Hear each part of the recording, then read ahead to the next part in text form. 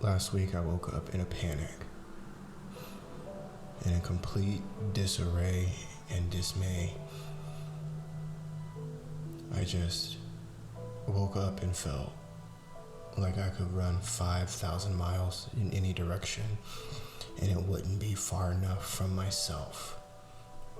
And it was one of the most terrible and terrifying feelings I think I might have ever had, especially in regards to myself. And I had to get away. So that morning, like I do in my craziness sometimes, I went through everything and didn't know what I was gonna do. So I just threw all my stuff in my little stupid car because I was just like, I need to go camping. I need to get outdoors. I need to go do something. And this little voice in my head, it said, go back, go to Fern Canyon. And if you don't know, Fern Canyon is in California, about an hour outside of, north of Arcata. So, I mean, from where I am, that's like 5 hours. And I said to the Lord, I was like, that, not even, that's crazy. You're crazy. There's no way. Like, my car shouldn't even be driven to work, nonetheless 500 miles. Or not 500 miles, 5 hours south. But it just didn't leave me alone. So sometimes when I get distressed, I come to the studio and I try to work or like spoken work or do some kind of work or something to get my brain out of it. So I came here that morning and nothing worked. The voice just kept saying, not only do you need to get out of here, me and you need to talk, and we need to have a real come to me moment, come to Jesus moment. So I got paid and I filled up my gas tank. And the crazy thing is every second I was driving south, my brain was in absolute terror. It was, your car is gonna break, your car's gonna explode, your car's gonna fail, you're gonna fail, you're not gonna make it down there, something's gonna go wrong, everything is gonna go wrong, somebody's gonna call you and say something's happening and you gotta turn around. But then there was another voice saying, essentially, shut the fuck up. But more than that, the voice was saying, just trust me. Just trust me.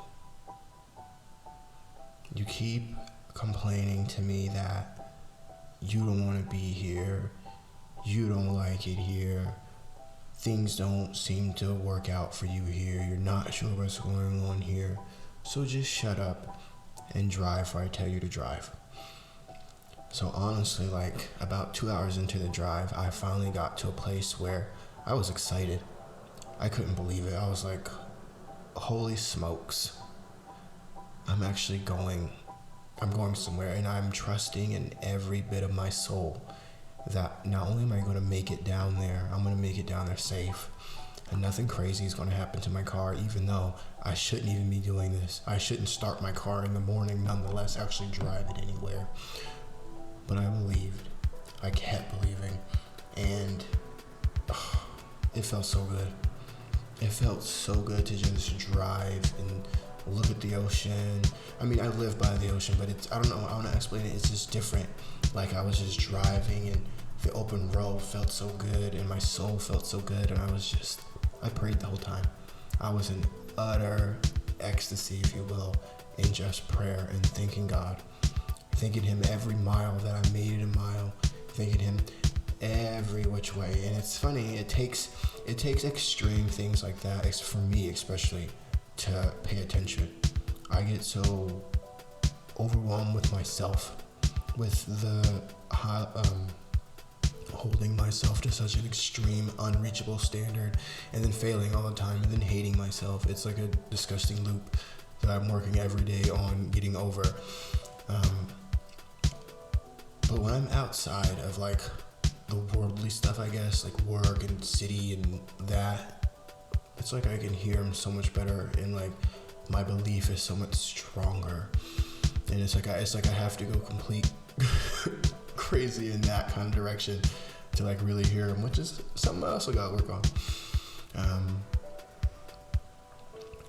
Gosh, there was times driving down, I was seeing places that I saw the first time coming up that would send me back, and I realized part of that trip, if not the majority of it, was God reminding me, like, bro, like, you've come so far, and not like you're some gross druggie or, you know, societal exiled person who's crawling out of the gutter to try to make amends or something. Complete opposite. Well, not really, but like not that. And I put all that kind of weird weight on myself again, like the troubles of my past every day. Like, people can see them and they judge me of them, which is absurd. Nobody can see that stuff, you know, unless I display it physically, and then that's me. That's a choice. And the other part of this trip was understanding choice, and my stopping of blaming God every which way, that you did this and you hate me and you're trying to pick on me, and, you know, just ignorant child stuff that I don't even know where it came from, to be honest. I don't know. I think it's the stuff that I carried around in California that's finally coming out, which I want it to, because I'm over it. It's exhausting carrying around baggage. It's so exhausting. And this trip was an absolute just necessary thing that God took me on, and everything worked out. Like, it took about 6 hours, because there were moments going uphill where my car would go completely lose engine power and only creep at 30. And luckily, those God keeping guard for me, keeping watch out, that would only happen when the road would come to double lane, where you get a passing lane. So I would go into the right and people would just go by their way, and like nobody was like flipping me off or being crazy. Like, it was a beautiful day. Like, I was so like in my head, like, God, people probably hate me. I swear I'm not doing this on purpose. But people would just go about their business and live their life. And I think everybody was just captivated, by being on the coast and driving around. But I was able to make it to Arcata completely safe. And like, that was a complete and utter just miracle. And it showed me, the power of belief, and just the power of shutting the fuck up and letting God do what he needs to do. And then when I got into Arcata, I was able to find a room and everything worked out. And the people there were pretty cool. The crazy thing is I went and got some food, and I had asked one of the ladies, I'm so weird, you guys. I'm such a weirdo. Like, I'm so awkward to the point where trying to talk to people, to break the ice, I say ignorant stuff sometimes. I'll say stuff like, hey, I'm going to ask you a question, instead of asking a question. And in this case, to the lady, which I didn't even need to say, I asked her, how old are you? I mean, I'm not going to ask you out, but I just, and she looked at me like, what? And what I was trying to ask was, which I eventually did ask, I was trying to ask, is there anywhere cool in town to go for people who are 21 and over? And eventually, she and another waitress told me about this place called The Jam or something like that. And I was scared. I haven't been out dancing in like a nightclubby-ish type place in over 2.5, maybe 3 years at this point. It's been a hot minute. But I was like, I just gotta go, you know? And so I got an Uber, and I talked to the guy, a really nice dude. And I get there, and it was pretty cool. There was like 20 people inside drinking and dancing, and I just kind of hung out and I had a drink, cranberry and vodka, and then I don't want to say I danced, but I just kind of swayed with the music, you know, just kind of did my thing by myself, and I left after about an hour. A, because I was exhausted, and B, because I was so excited for the next day. And so I caught the Uber, same guy, back to the hotel, and then went to bed. So the next day, I ended up getting up and I left, and I went up to Fern Canyon. Now the significance here is, after pretty much what felt like the downfall of my life during COVID season, or the beginning of COVID season, I really found myself homeless with nowhere really to go, nothing really to do, no job. And somebody on the weed farm that I was working at when I was in Reading, while I was working there, he just kept talking about Arcata and how beautiful it was. And so when I got dismissed from there, which wasn't like in a mean way, they just told me they didn't need me anymore, I just packed up like my tent and everything that I had bought and was living out of on the farm, and I just headed to Arcata, and I got a hotel. And I can't remember if it was a guy from the gas station or a guy from one of the dispensaries out there, but some guy had told me I should visit Fern Canyon, because he's like, what are you doing? And I gave him a brief overview of what was going on, and he's like, oh man, this sounds rough, I'm sorry, nice things that people say. But he's like, you should definitely check out this place. Because I told him, I said, bro, I've never hiked. I have never really been an outdoorsy person. Like, I loved whitewater rafting coming up. That was cool. But hiking and camping and all that kind of stuff were kind of not really my thing. Like, my family did it a lot, and I would do it with them growing up, but it wasn't like by choice.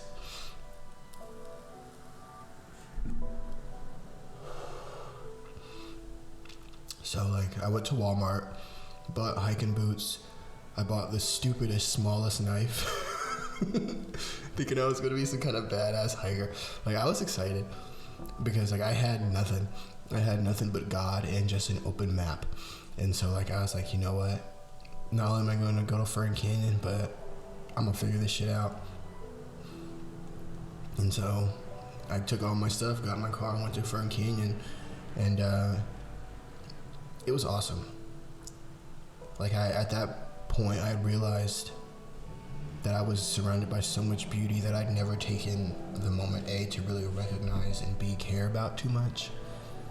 And so at this point, I was like, I think this might be my new thing.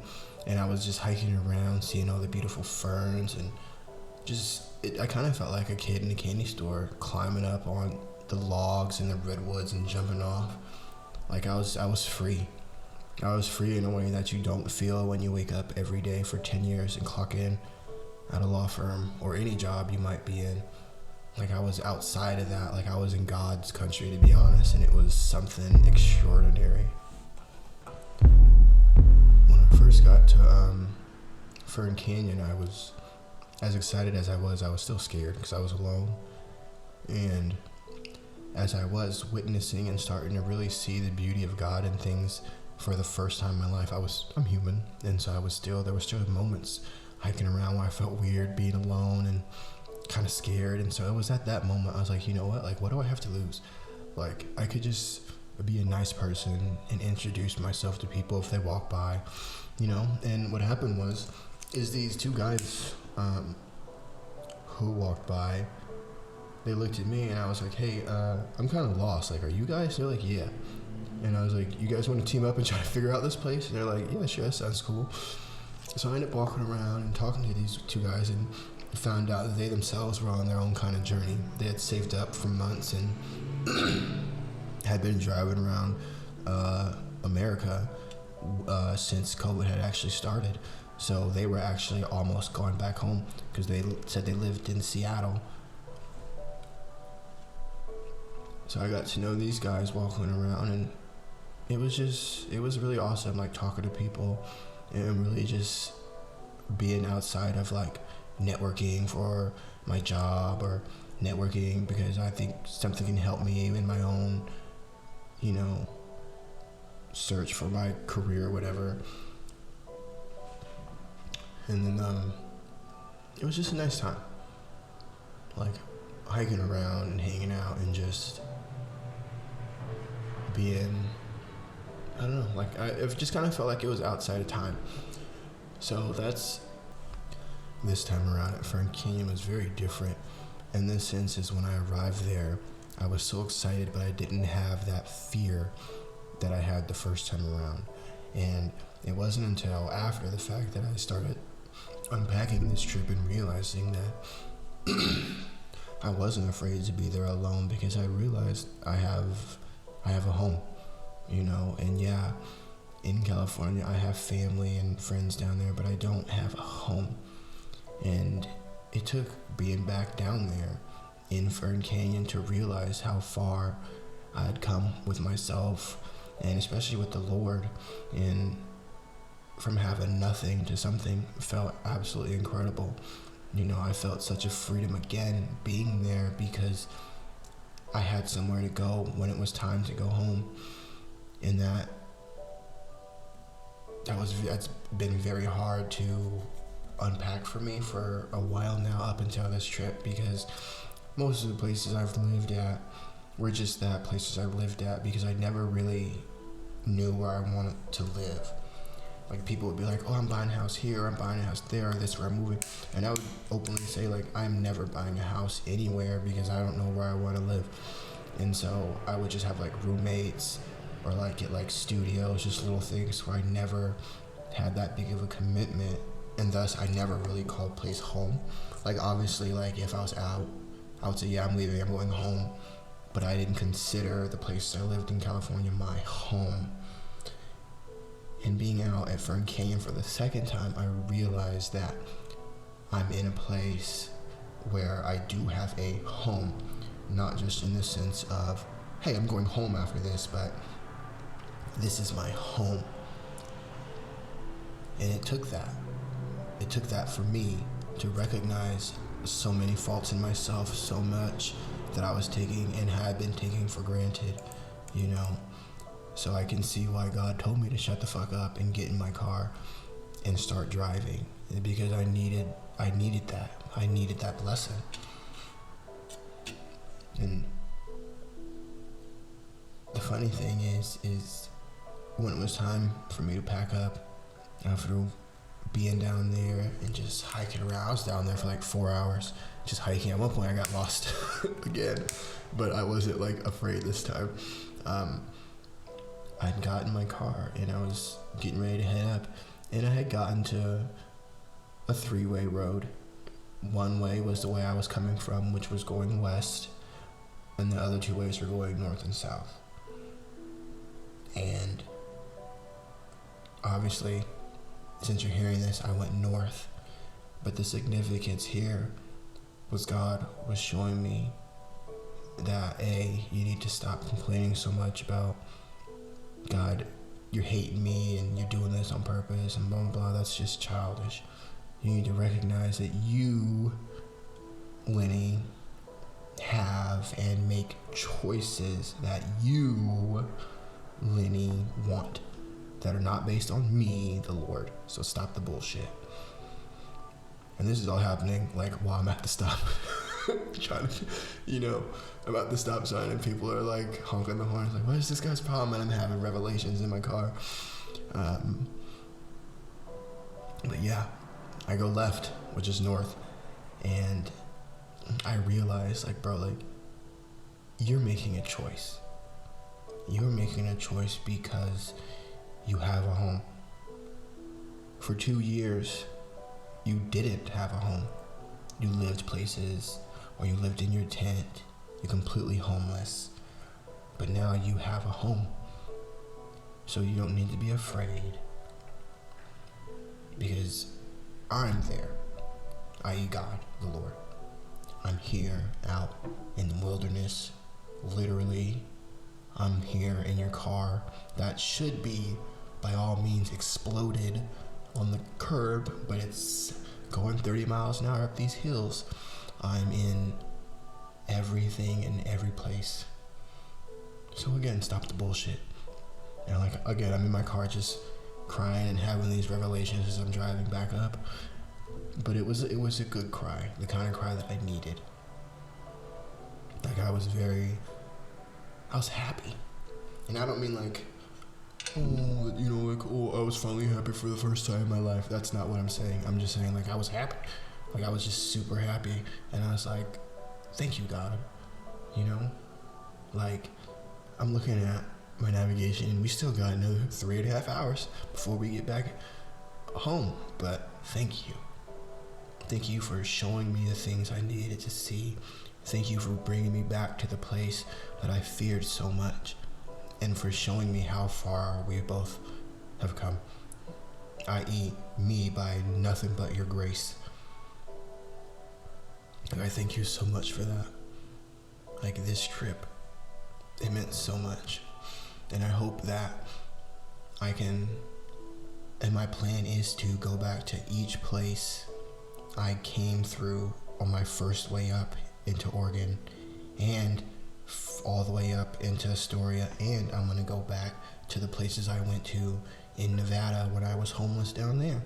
Like, I really want to go to these places and take pictures and just talk about how far God has brought me from all these different points up to now, and hopefully the rest of my life, And so again, I'm just absolutely thankful for all that.